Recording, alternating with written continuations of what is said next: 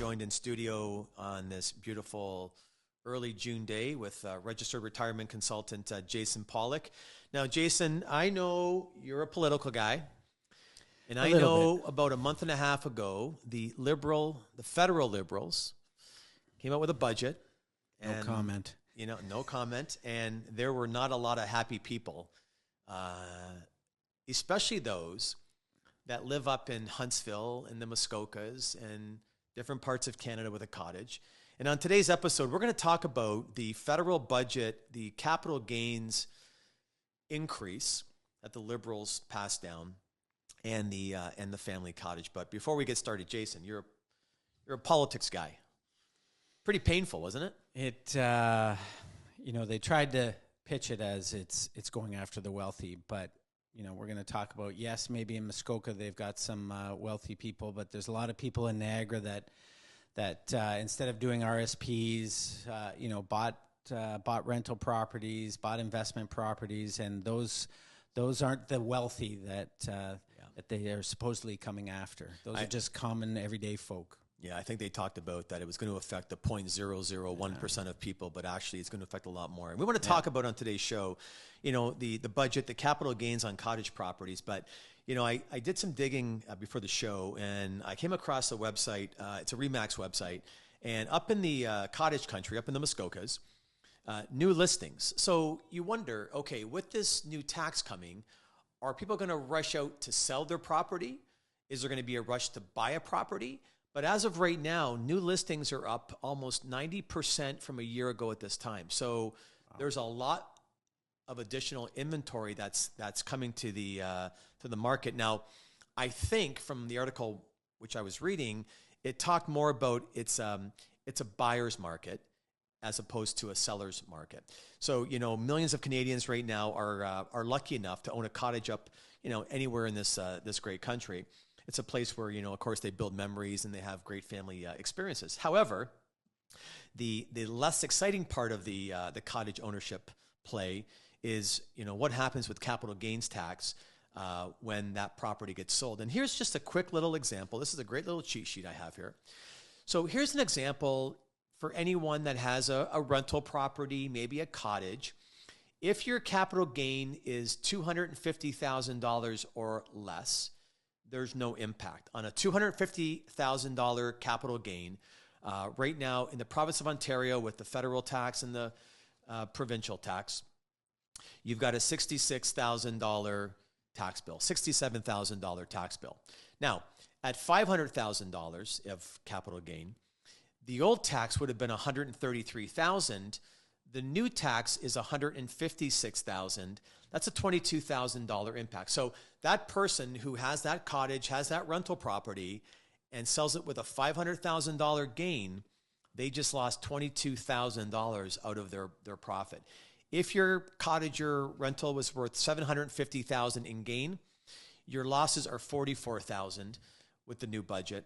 And if you have $1 million property that you've just sold, $1 million gain, the extra tax owing based on the Liberal budget of 2024 is close to $67,000. And, and my belief is, I'd rather have that $67,000 in the hands of the taxpayer so they can go out and do a renovation, create an economy, maybe buy a car, maybe take a trip. They can use that money in a way to stimulate the economy.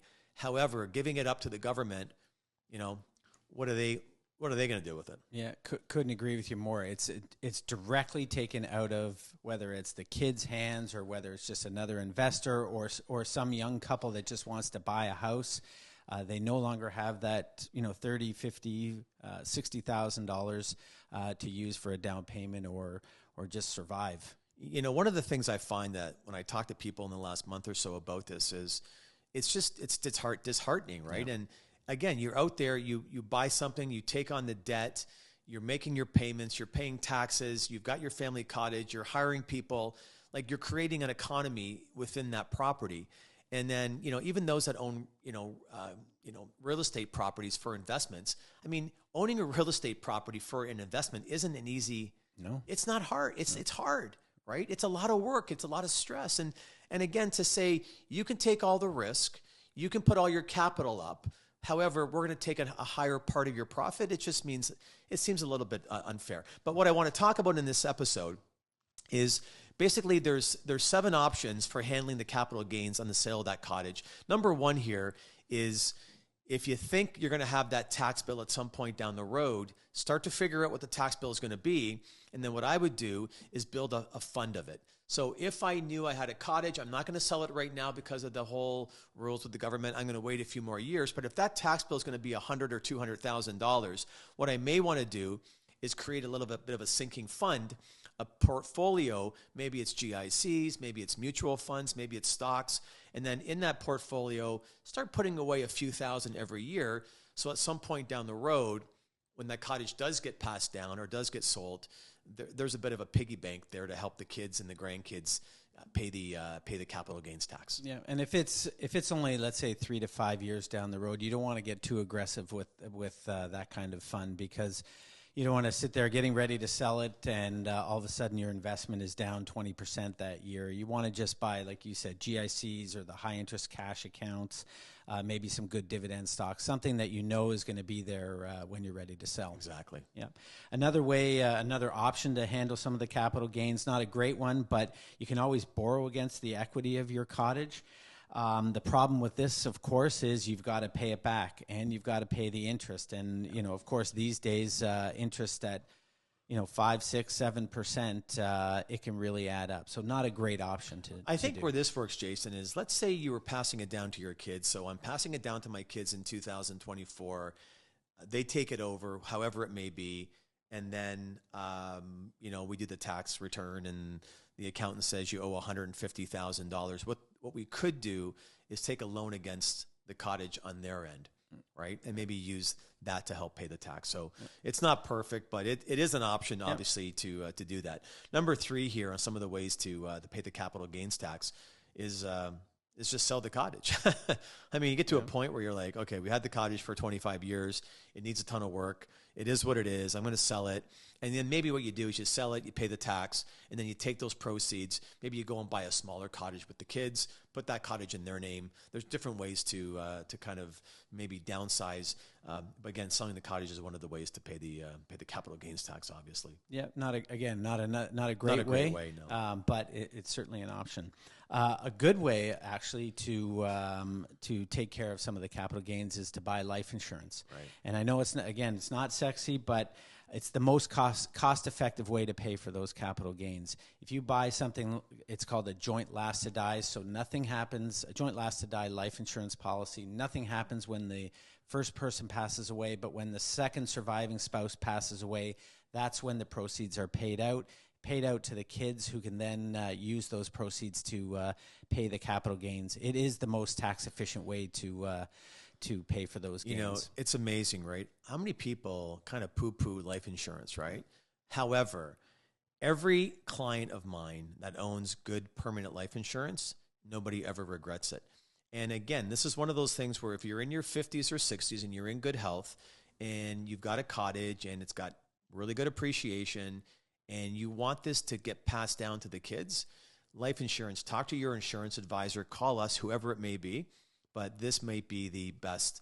This is the golden ticket. Absolutely. Right? And again, from a cost to benefit point of view, in most cases, it's the most cost efficient as well. Yeah. Number 5 here on some of the ways of handling the capital gains tax on a cottage is, again, you can transfer the ownership to your kids now. What you can do, you're alive, you can do basically a transfer. It's through love and affection. The benefit of this is there's no land transfer fee. So when you typically sell it to someone else, you've got to pay the land transfer fees, whatever that may be, 1.5%. There's no land transfer fees. There's no probate fees, which is nice too, because if you leave that property to the kids on death, you're going to have the capital gain, and you're going to have potentially the land transfer fee, and you're going to have the probate fee. So this is a way to do it now. Basically, you are going to have some capital gain issues. So again, what you need to do is go out, get an appraisal or two of your cottage. What did we pay for the cottage? What's the cottage worth today? Talk to your tax people. See what your capital gain is going to be. Maybe there's going to be a $50,000 or $100,000 gain.